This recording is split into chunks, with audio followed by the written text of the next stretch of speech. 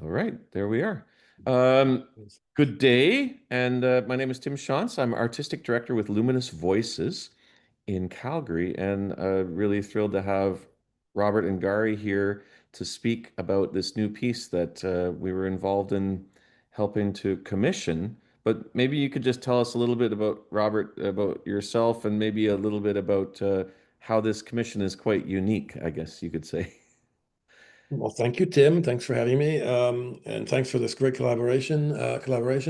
Well, basically, I'm a professor at the University of Sherbrooke, Université de Sherbrooke, where I teach choral conducting, choral composition, and stuff like that.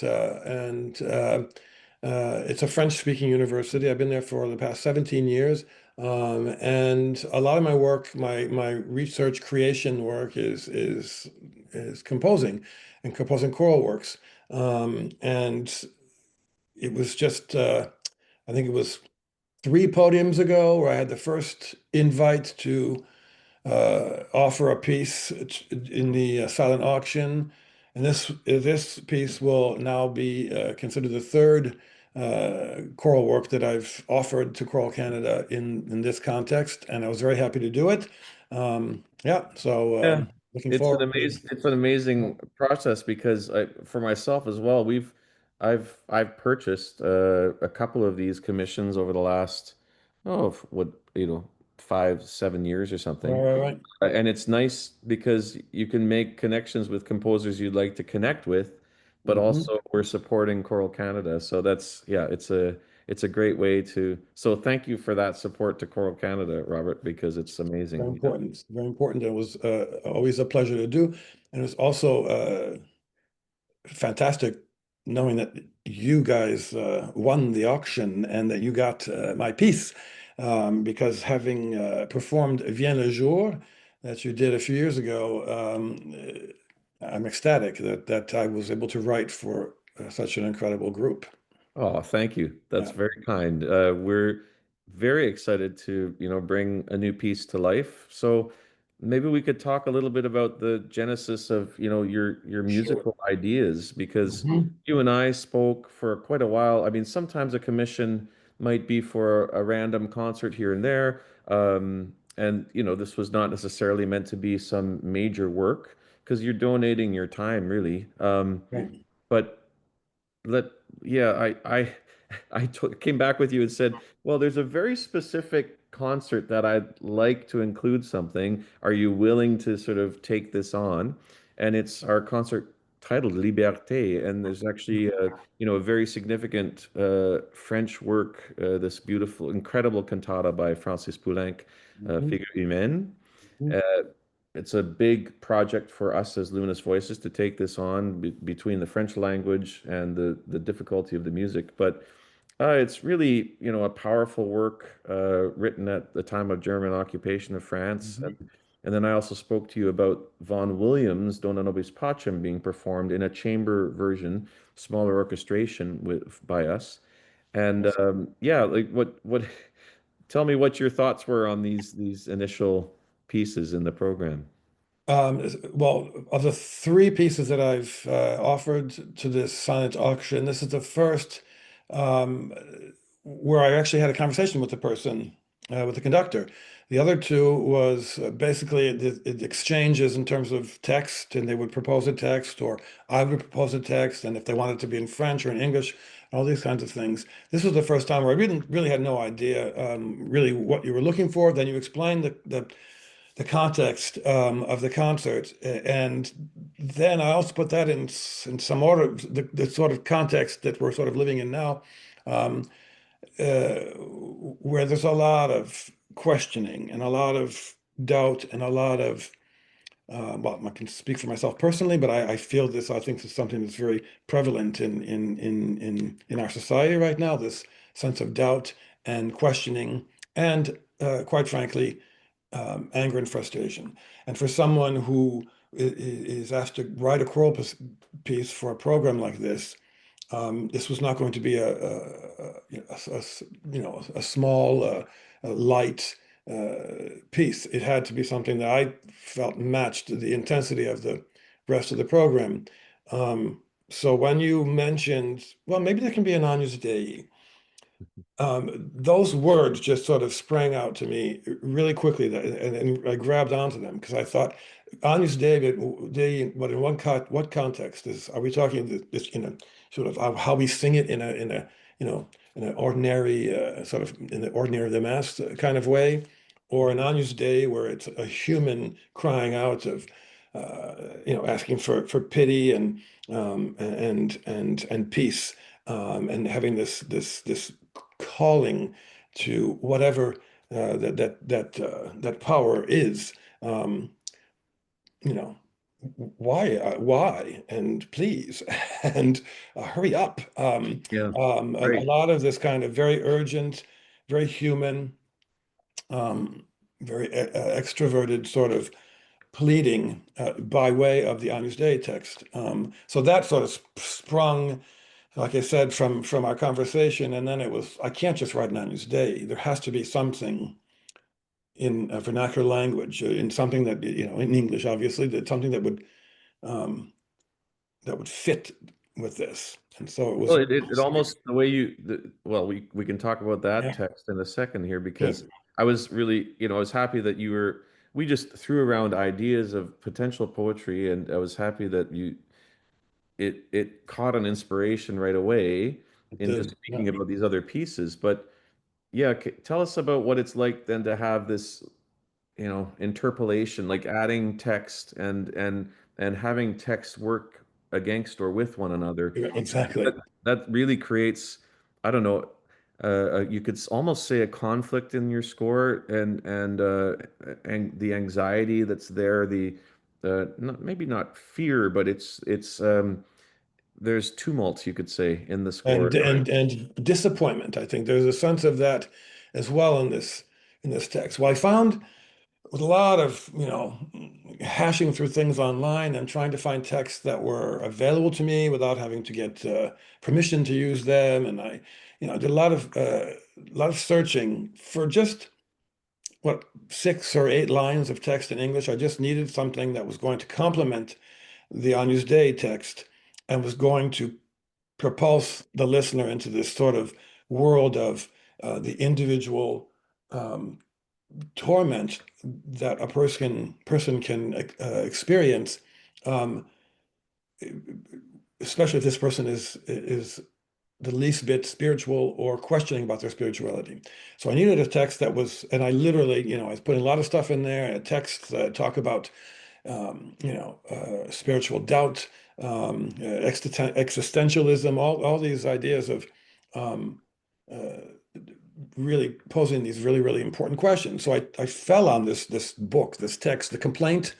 It's actually the Complaint or Night Thoughts on Life, Death, and Immortality. And this was written in 1742 by Edward Young.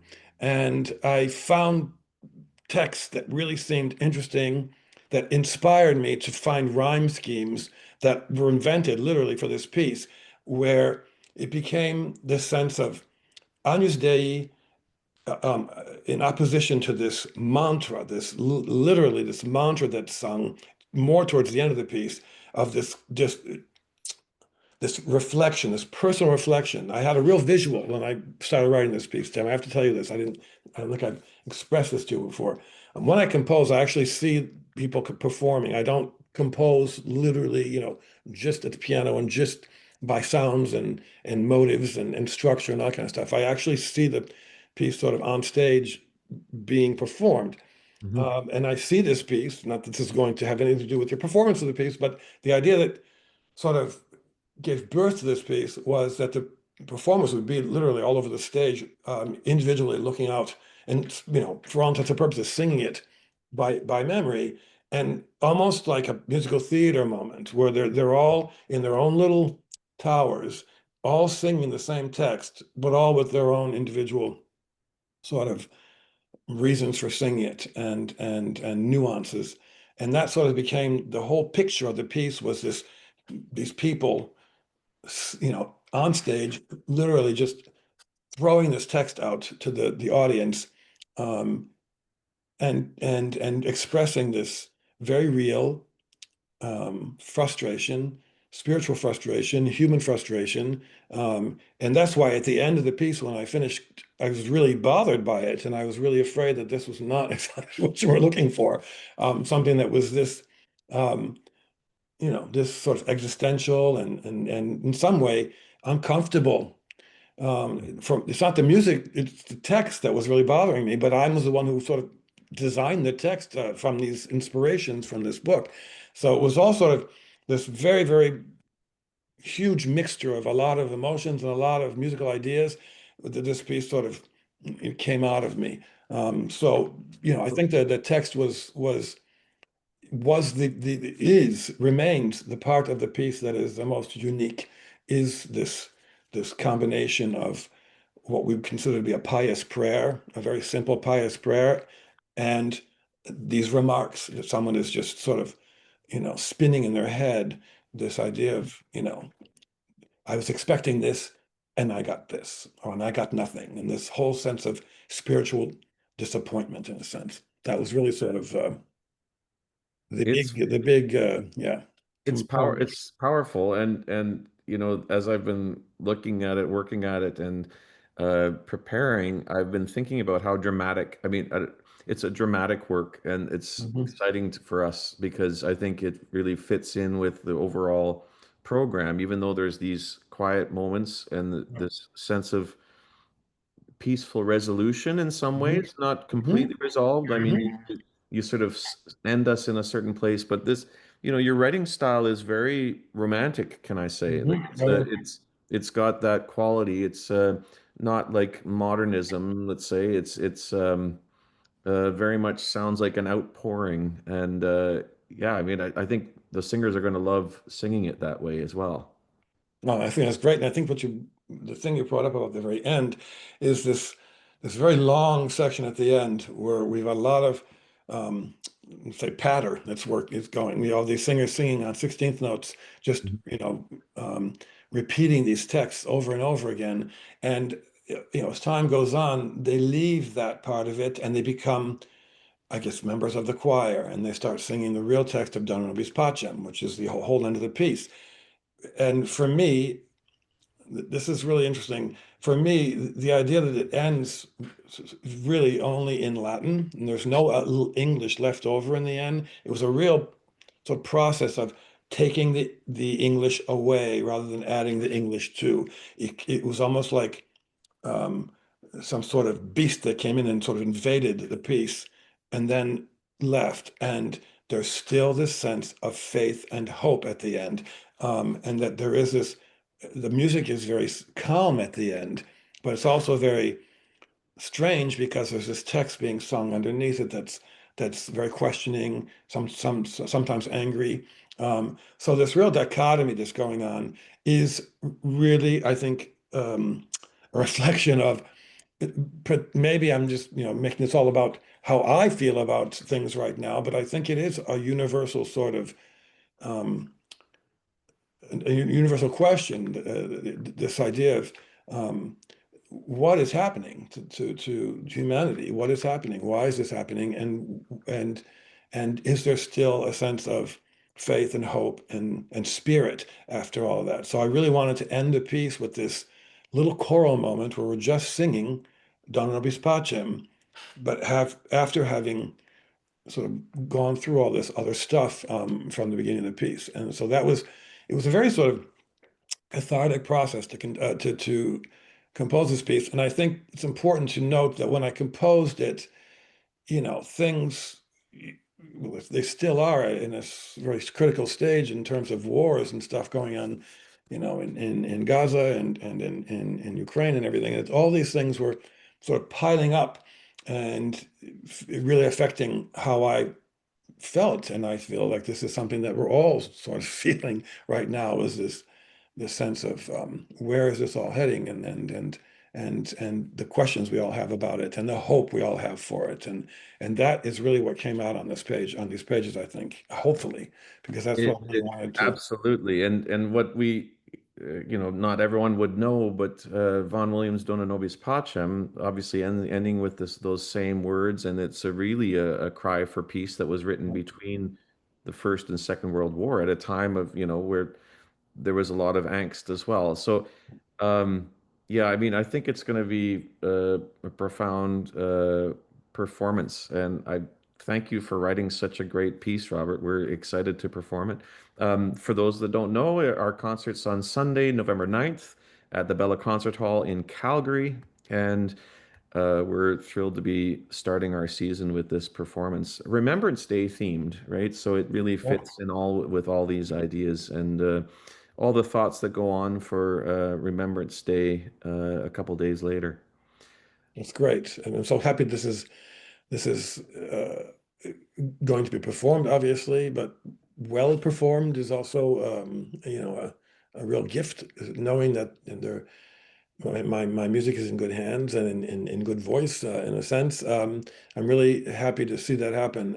I wish I could be there. I really wish I could be there at some teaching on that day. So Yes. Well, we will be sure to be sharing the sounds with you, that's Robert. great. That'd be Thanks. super. Thanks for this time and thanks for your music and your generosity, really, for this whole project.